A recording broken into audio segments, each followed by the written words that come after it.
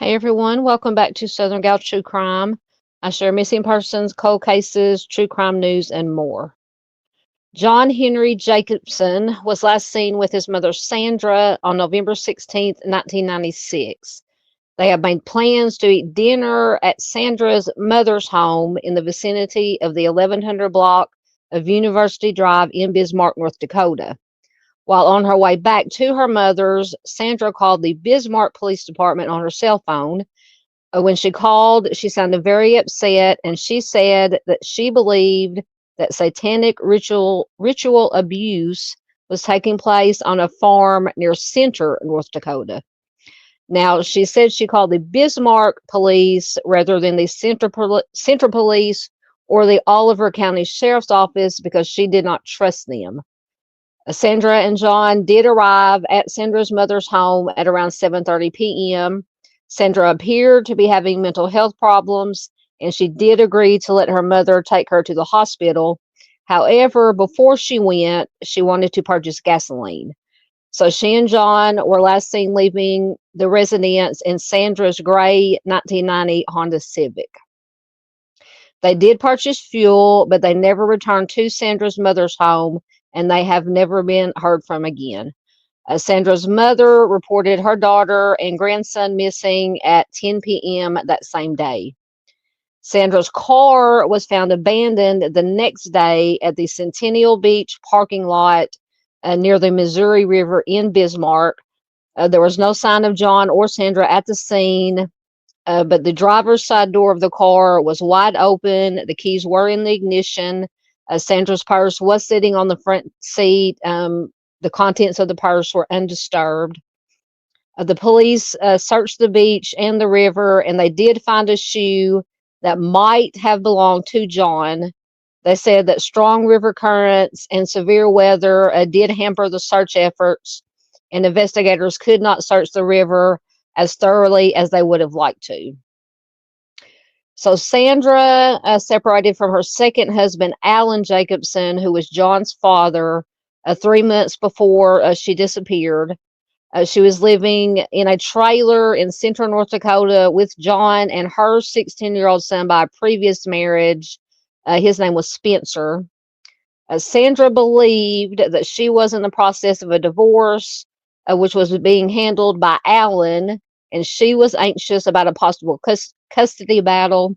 However, Alan did not mention the divorce to the police when he was interviewed, and when the authorities investigated, they learned that there was actually no divorce pending at all.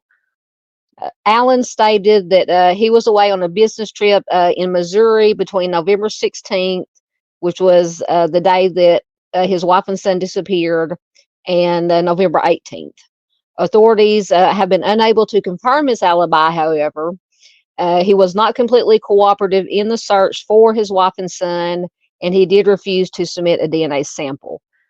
He claimed that he and Sandra were trying to reconcile.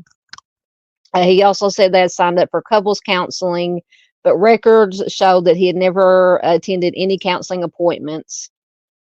After his wife and son disappeared, he went to Sandra's trailer in Center. He removed most of the items inside, including clothing and even food. The trailer was never searched by police either before or after Alan cleared it out, although Sandra's family said that she kept a detailed daily journal. Alan said that he did not find it inside her home, and the journal has never been located. So Sandra's older son, Spencer, stated that he saw his mother's wedding rings in a change container inside of Alan's home just days after Sandra and John Henry went missing, but he did not know, and he didn't know why Alan would have had the rings. But then he also said he wasn't sure if his mother had been wearing them when she was last seen. When questioned about the rings, Alan said that he did not take the rings out of Sandra's trailer, and he believed that she had left them with him when they separated. In May of 1997, which was 6 months after the Jacobsons disappeared, a child's shoe was found near the river in Centennial Park.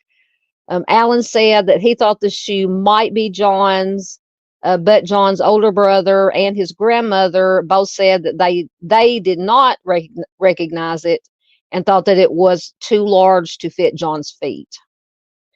So just hours before she went missing, Sandra did attempt to call her ex-husband, Vernon Nastrom. He did not answer the call.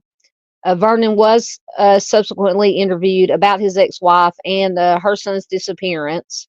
He told police that during his marriage to Sandra, that she had been fascinated with the idea of the end of the world and had made a pact with him. So this pact was that if it looked like the world was going to end, both of them would meet up and jump off the Memorial Bridge together.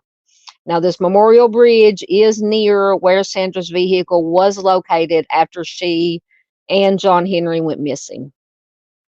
However, Vernon went on to say that Sandra later decided that self-harm was a bad idea. She thought that it would condemn the victim's souls to walk the earth forever and never to enter into heaven.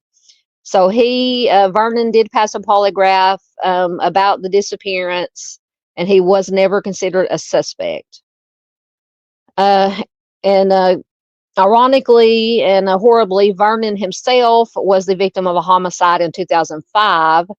He was apparently run over by his own car and left to pass in a ditch, which was on a maintenance road north of Tuttle, North Dakota. His homicide does remain unsolved, but they say there is no indication that it is connected to the disappearance of Sandra and John Henry. So one theory is that Sandra took the life of little John Henry and then took her own life by going into the river, but there is police say there is no hard evidence to support this. Police stated there is no evidence pointing to foul play, and they have never had a suspect. Sandra was employed with the North Dakota Department of Transportation at the time that she disappeared. This case does remain unsolved, and both of them were declared legally deceased sometime after their disappearance. John Henry Jacobson was 5 years old when he went missing. He will be 33 years old as of 2024. At the time that he disappeared, he was 4 foot 8 inches tall and 75 pounds with light brown hair and brown eyes, and he was last seen wearing a green winter coat with blue cuffs. Sandra Mary Jacobson was 36 years old at the time she disappeared. She will be 65 years old as of 2024. At the time she disappeared, she was 5 foot 6 inches tall, 145 pounds, with brown hair and green eyes. She wore eyeglasses. Her ears were pierced, and her nickname was Sandy. She was last seen wearing a blue sweatshirt, blue jeans, brown lace-up boots, and a blue down-filled jacket, and she had been showing signs of mental illness prior to her disappearance.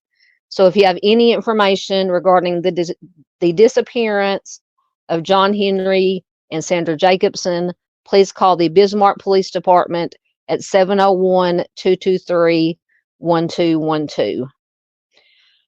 Please give this video a like, leave a comment. The most important thing you can do is share this video anywhere and everywhere you can to keep John Henry and Sandra's faces out there, their names out there, so that they are never forgotten.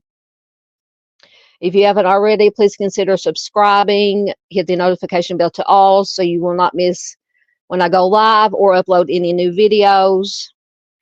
As always, thanks for watching, and I will see you in the next one.